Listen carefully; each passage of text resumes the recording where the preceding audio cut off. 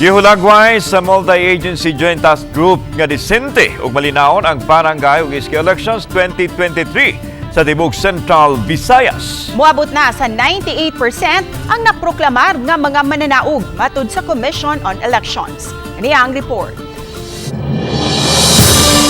Gilatag sa mga naglangkub sa multi-agency ang ilang obserbasyon sa gipahigayong Barangay and SK Elections nga gilangkuban sa PNP, AFP, PCG, BFP, DepEd o COMELEC nga maoy lead agency.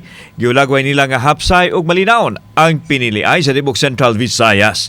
Nahimo matod pa kini tungod sa panagtambayayong sa mga ahensya nga nagsiguro sa kalampusan sa piniliay sa barangay ug sa sangguniang kabataan. I commend the efforts also of our local enforcement agencies together with the DepEd, the PNP, AFP, and the Coast Guard for a very successful barangay and SK elections.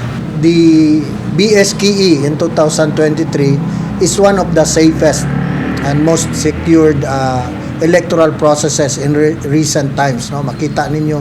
And we always base our assessment on statistics. No?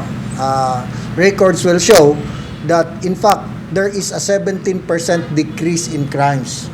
The law enforcement support operations that the armed forces was tasked for the barangay and SK elections was carried out with utmost professionalism. For our assets, sir, we do have two vessels, Coast Guard vessels. We have 24 meters and also 44 meters. For the information of everyone, sir, we also ferried or transported 200 personnel, PNP personnel from Cebu City going to Bohol. Samtang giila nila ang serbisyo sa mga magtutudlo nga nagsakripisyo basta mulampos lang ang piniliay. Walay natala ang DepEd nga adunay mga problema sa mga magtutudlo sama sa harassment. Gipasalig usab sa COMELEC nga matapos ang pag-apod-apod sa honorarium sa mga magtutudlo.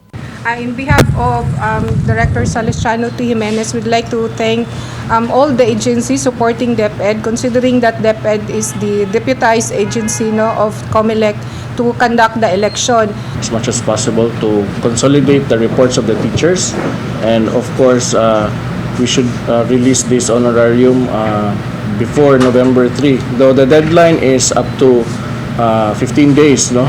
Kauban si Godfrey Relian, ako si Alan Domingo. Balitang, Bisdak.